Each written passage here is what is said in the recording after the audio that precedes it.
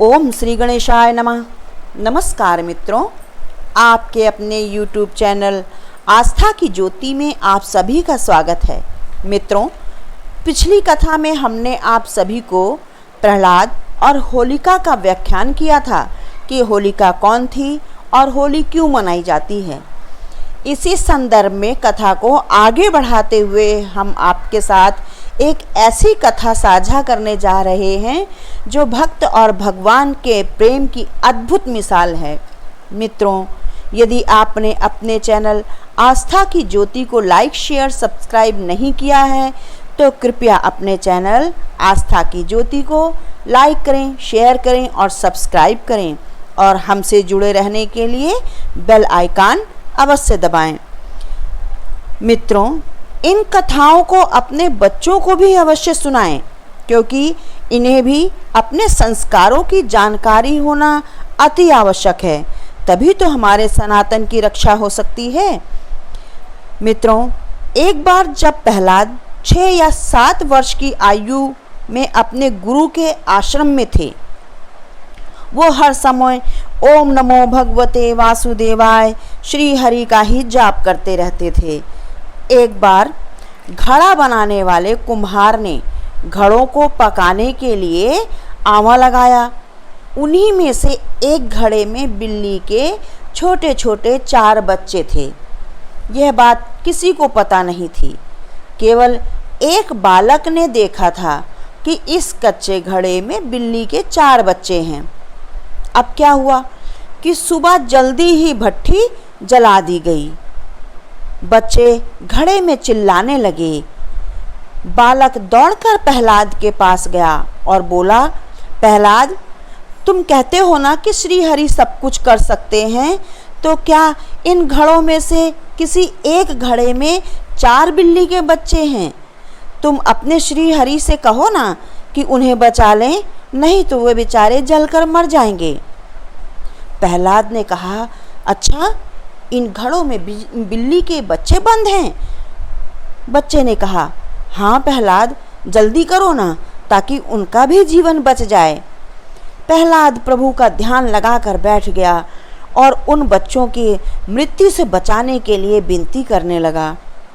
सभी आश्रमवासी वहाँ एकत्र हो गए कि देखते हैं क्या होता है। सबने प्रत्यक्ष प्रभु की महिमा देखी। जब आवा ठंडा हुआ, घड़े हटाए गए तो बीच में से एक घड़े में से 4 बच्चे जीवित म्याऊं म्याऊं करते हुए भाग खड़े हुए।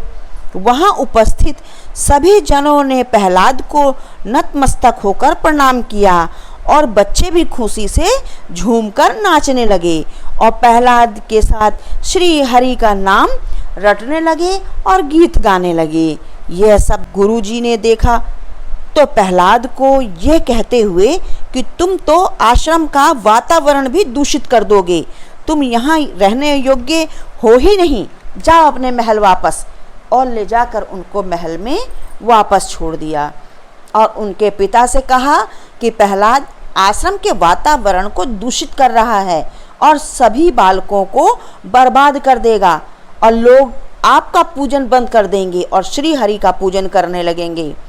हिरण्यकश्यप के तो क्रोध की सीमा ही ना रही। उसने प्रहलाद से पूछा कि क्यों रे, बता, सबसे ज़्यादा सर्वशक्तिमान कौन है? प्रहलाद ने कहा, मेरा श्री हरि और कोई नहीं। कौन है ये तेरा श्री हरि? कहाँ है, दिखा। हिरण्यकश्यप ने क्रोध से झटका।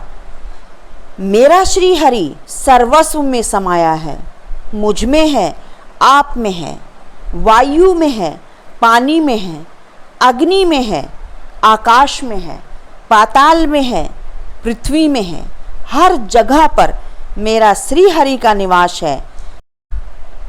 तो क्या तेरा श्री हरि इस स्तंभ में भी है?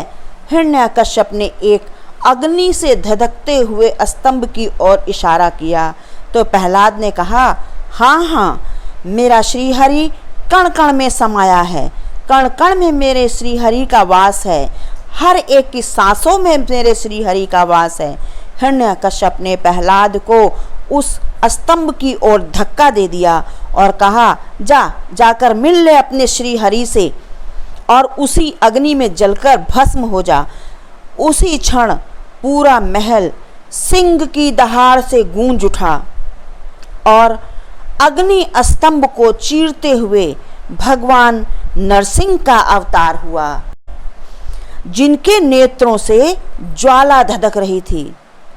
जीभ लपलपाते हुए ऐसे लग रहे थे कि जैसे पूरा ब्रह्मांड ही निकल जाएंगे और समस्त ब्रह्मांड को भस्म कर देंगे। दहाड़ते हुए बेहद ही भयंकर लग रहे थे। सभी दरबारी और वहां खड़े लोग डर के मारे भाग खड़े हुए। प्रभु श्री हरि ने हिरण्याकश्यप को बालों से घसीटा और घसीट कर लाए और उनकी दहलीज पर बैठ गए। उसे अपनी जांघों पर लिटा लिया और उसे याद दिलाया कि देखो, अब ना तुम अंदर हो ना बाहर, ना ऊपर हो और ना ही नीचे। मैं तुम्हारी दहलीज पर बैठा हूँ। ना दिन है ना रात है, गोधूली का समय है, तो तुम मेरी जांघ पर मृत्यु ग्रहण करो।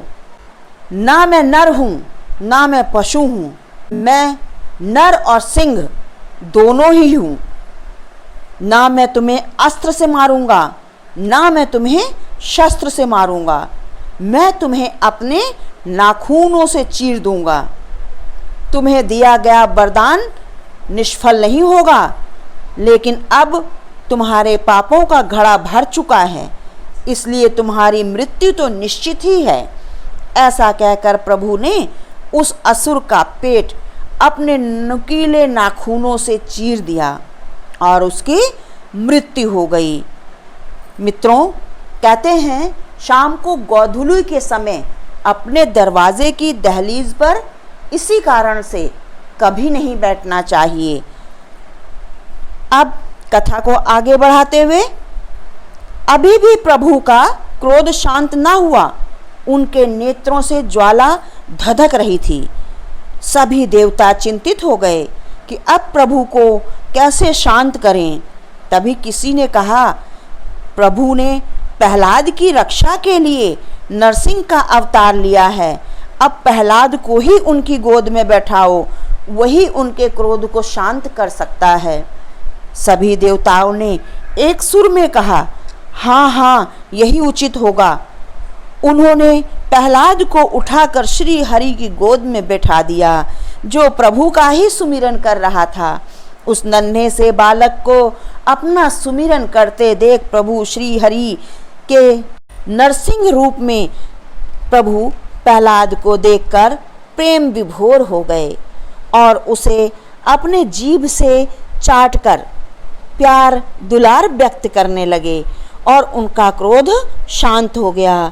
बाद में बड़े होकर प्रहलाद ने नीति पूर्वक राज्य किया और उन्हीं का ज्येष्ठ पुत्र विरोचन थे और विरोचन के ज्येष्ठ पुत्र राजा बलि थे, जिनके लिए प्रभु श्री ने वामन का अवतार लिया और दान में तीनों लोकों को नाप लिया और राजा बलि को पाताल में भेज दिया। बोलो नरसिंह भगवान की जय। अपने बच्चों को ऐसी कथा अवश्य सुनाएं।